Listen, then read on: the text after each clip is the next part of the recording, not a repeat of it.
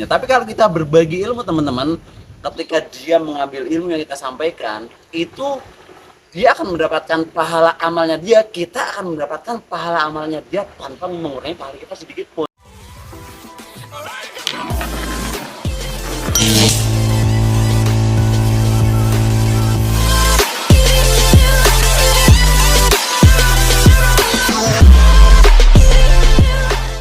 Guys, ketemu lagi dengan saya di channel HR Milenial. Jadi ini gua masih di Kebumen ya, ada agenda mengajar 2 hari sebenarnya. Tapi yang kemarin beda lokasi, beda sekolah. Jadi saya ngajar di sekolah, kemarin di SMK di Kudus, sekarang di Kebumen. Dan ada hal yang menarik yang kemudian saya pelajari justru ketika saya mengajar teman-teman. Jadi ketika kita mengajar, itu secara tidak langsung kita akan belajar pada saat yang sama. Kita akan tahu apa problem yang ada pada peserta kita, mungkin problem kehidupannya, problem karirnya, dan semua problem yang mungkin kita sebelumnya nggak tahu dan nggak terpikirkan.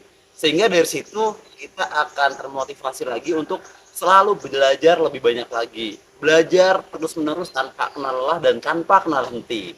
Nah, selama kita hidup, teman-teman, kalau kita ingin survive, kita tuh nggak boleh berhenti yang namanya belajar. Kalau secara spiritual itu pernah disampaikan ya bahwa kewajiban belajar itu bukan hanya orang yang masih duduk di bangku sekolah, tapi ketika kita masih di buayan sampai bahkan masuk ke liang lahat itu kita punya kewajiban untuk belajar. Dan belajar yang paling efektif menurut saya ketika kita berusaha untuk membagikan apa yang kemudian kita miliki, khususnya value. Kan gini, berbagi itu faedah dan manfaatnya banyak banget, kemuliaan dan keutamanya juga sangat-sangat banyak, pasti teman-teman juga tahu. Tapi berbagi apa nih yang kemudian itu bisa menjadi keutamaan mungkin buat amal kita, buat kita ke depan. Yang pertama yaitu ilmu yang pasti, ya kan? Yang paling utama itu berbagi ilmu teman-teman. Kalau teman-teman berbagi harta itu bisa habis, lekang oleh waktu, ketika digunakan dipakai dia habis, terurai, terbuai, terlena, terpana dan lain sebagainya. Tapi kalau kita berbagi ilmu teman-teman, ketika dia mengambil ilmu yang kita sampaikan, itu dia akan mendapatkan pahala amalnya dia, kita akan mendapatkan pahala amalnya dia tanpa mengurangi pahala kita sedikit pun. Ya kan, itu luar biasanya ketika kita berbagi ilmu, value. Dan ketika kita punya ilmu, itu kalau kata Imam Ali bin Abi Thalib, kalau kita punya harta itu kita akan sibuk menjaga harta tersebut. Tapi kalau kita punya ilmu nih teman-teman, kemudian kita dibagikan, itu nggak habis. Justru malah semakin banyak, semakin tinggi, semakin tebal, semakin melekat pada diri kita. Dan luar biasanya, pahala jariahnya, kalau istilahnya bisnis MLM itu kan ada multi levelnya kan. Nah, kalau kita berbagi ilmu itu ada multi level pahala namanya.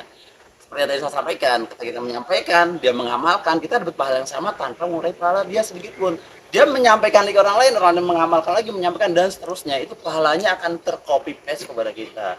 Jadi buat teman-teman kalau punya ilmu, punya value, jangan pelit lah, jangan sungkan untuk berbagi kepada yang lain. Mungkin menurut kita ilmu kita nggak seberapa, tapi tahukah nggak kalian? Bisa jadi orang itu butuh ilmu yang kita miliki, butuh pemahaman yang kita punya. So, jangan pernah berhenti berbagi. Sampai ketemu di video selanjutnya. Wih, Let's gitu go. Adi.